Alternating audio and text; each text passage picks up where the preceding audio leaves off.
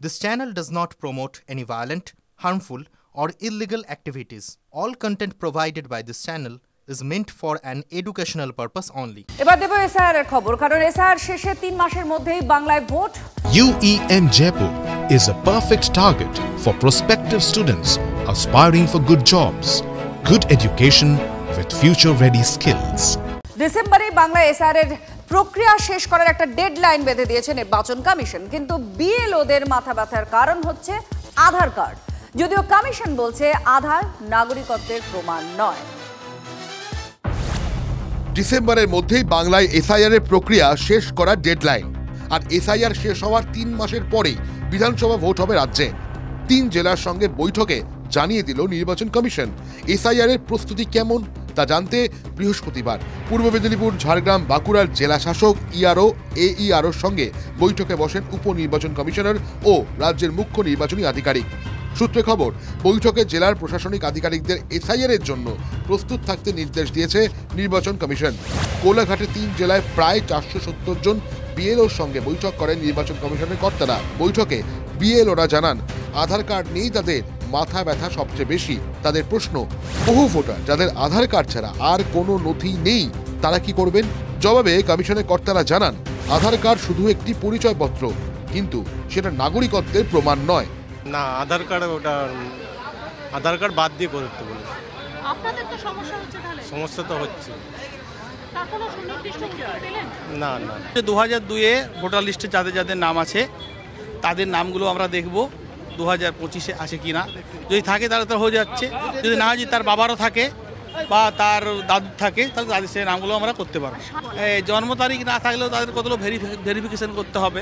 বিএলওরা প্রশ্ন তোলেন, ও ভোটারদের নাম তালিকায় উঠলে বিএলওদের শাস্তি দেওয়ার কথা বলা হচ্ছে, সেক্ষেত্রে নথি যাচাই কিভাবে সম্ভব?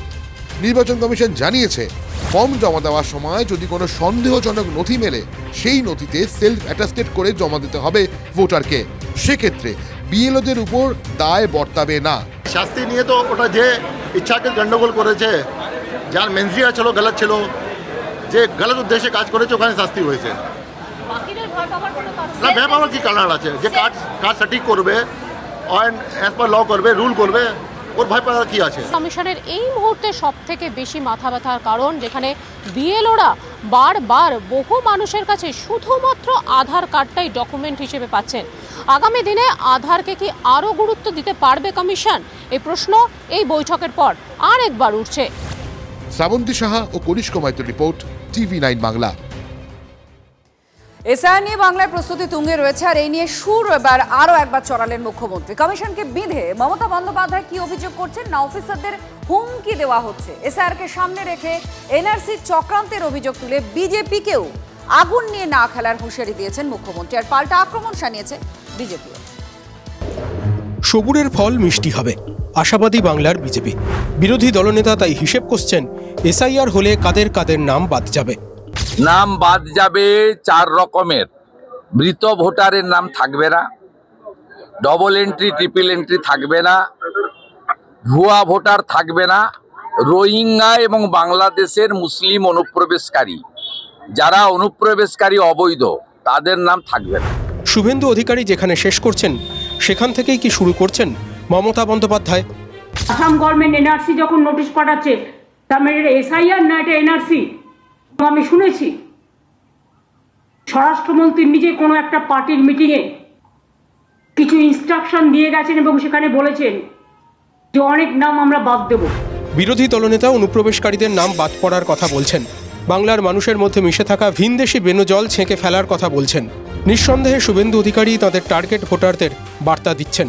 বাংলার হিন্দু ভোট ব্যাংককে বোঝাচ্ছেন, অনুপ্রবেশকারী মানেই তৃণমূলের ভোটার, তাই অনুপ্রবেশকারীদের নাম বাদ গেলেই তৃণমূলের সরকার নড়বড়ে হয়ে যাবে। কিন্তু বিরোধী দলনেতা ফাঁকা ময়দান পাচ্ছেন না, কারণ মুখ্যমন্ত্রী ময়দানে নেমে পড়েছেন। ভোট সমীক্ষার এনআরসিকে এক ব্র্যাকেটে বসিয়ে দেওয়ার কাজটা মমতা বন্দ্যোপাধ্যায় শুরু করে দিয়েছেন। সেই সঙ্গে নির্বাচন কমিশনের ওপর চাপ তৈরির কাজটাও মুখ্যমন্ত্রী চালিয়ে যাচ্ছেন। একটা কথা আছে না, বাঁশির চেয়ে কঞ্চি বড়। সেন্ট্রাল ইলেকশন কমিশনকে বসিয়ে রেখে এখানে যিনি সিইও স্টেটের থেকে যিনি গেছেন, যিনি যার বিরুদ্ধে অনেক কিছু অভিযোগ আছে, আশা করি তিনি বেড়ে খেলবেন না। বিএলওদের ডেকে সম্পূর্ণভাবে থ্রেট করছেন আর বলছেন তাদের ইচ্ছামতো কাগজ তৈরি করতে হবে। কমিশনকে টার্গেট করার কাজটা কি সহজ করে দিচ্ছেন বিজেপিরই কেউ কেউ? 1 থেকে 1,20,00,000 মানুষ যারা অবৈধভাবে ভোটার হিসেবে পশ্চিমবঙ্গের মাটিতে আঁকড়ে ধরে বসে আছে তারা কিন্তু বাদ যাবে। এসআইআর এর কাজ শুরু হওয়ার আগে বিজেপির একজন কেন্দ্রীয় মন্ত্রী তিনি কি করে বলেন যে 1.5 কোটি ভোটারকে বাদ দিতে হবে ইমিডিয়েট? কেন্দ্রীয় প্রতিমন্ত্রীর কথা সূত্র ধরেই নির্বাচন কমিশনের সঙ্গে স্নায়ুযুদ্ধে নেমে পড়েছেন মমতা বন্দ্যোপাধ্যায়। শুভেন্দু অধিকারী কি সেটা বুঝেই সংবিধানের শরণ নিচ্ছেন? ভারতবর্ষের যে সংবিধান বাবা সাহেব আম্বেদকর তৈরি করেছেন তাতে 324 থেকে 329 যে আর্টিকেল আছে নির্বাচন কমিশনকে সম্পূর্ণ স্বাধীন সাংবিধানিক দায়িত্ব দিয়ে গেছে। কে কি বললেন, কার কত বড় ক্ষমতাসীন লোক, শাসক বা বিরোধী, কোনো পলিটিক্যাল লোকের কথা ইলেকশন কমিশন চলবে না।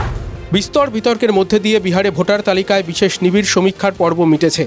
এবার পালা বাংলার। চলতি মাসেই এ রাজ্যে নির্বাচন কমিশন সমীক্ষা শুরু করতে পারে বলে জোরালো জল্পনা চলছে। সেই সঙ্গে গতি পাচ্ছে রাজনীতি।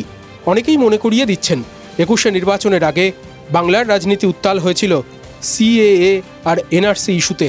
2026-এর আগে এসআইআরকে ঘিরে কি সেই বিতর্কই ফিরতে চলেছে? আর এই আবহের মধ্যেই বিজেপির ঘরোয়া বৈঠক হয়েছে, যেখানে 26-এর বিধানসভা ভোটের টার্গেট বেঁধে দেওয়া হয়েছে। নির্বাচনী পর্যবেক্ষকরা তারা এই বৈঠক বেঁধে দিয়েছেন। বৈঠকে এই টার্গেট বেঁধেছেন যে 153 আসনে জিততেই হবে। বৈঠকে লক্ষ্য বাঁধলেন ভূপেন্দ্র যাদব, সুনীল বনসলরা। যেসব আসনে কম ব্যবধানে বিজেপি পরাজিত হয়েছিল সেই সব আসন চিহ্নিত করেছে পদ্মশিবির। আর এই আসনগুলির দায়িত্বে 60 বিধায়ক, 10 জন সাংসদ। এলাকার সাংগঠনিক পরিস্থিতি খতিয়ে দেখবেন, স্থানীয় নেতৃত্বের সঙ্গে কথা বলবেন। দ্রুত কর্মসূচি রূপায়ণে নির্দেশ দেওয়া হয়েছে 70 জন সাংসদ বিধায়ককে। এসআইআর পর্বে অন্তত 50,000 বুথে বিএলওদের দিতেই হবে। ইতিমধ্যে জেলা স্তরে এসআইআর সংক্রান্ত প্রশিক্ষণের ব্যবস্থা সেরে ফেলেছে বিজেপি। তবে বুথ মণ্ডল স্তরে কর্মীদের এসআইআর সংক্রান্ত প্রশিক্ষণ দেওয়া নিয়ে সংশয় রয়েছে বিজেপি। আর এই এসআইআর নিয়ে এখনো পর্যন্ত রাজনৈতিক তরজা সেটা চরমে রয়েছে। বৈধ ভোটারদের নাম বাদ দিলে বিজেপি নেতাদের পাড়ায় ধরে আটকে রাখবেন। বৈধ ভোটারের নাম বাদ দিতে চাইলে বাংলায় আগুন জ্বলবে। বৈধ ভোটারের নাম বাদ পড়লে আগুন জ্বালিয়ে দেবেন মমতা বন্দ্যোপাধ্যায়, অভিষেক বন্দ্যোপাধ্যায়। বাগদা পশ্চিম ব্লক তৃণমূল কংগ্রেসের বিজয় সম্মেলনীতে হুমকি ব্যারাকপুরের সাংসদ পার্থ ভৌমিকের।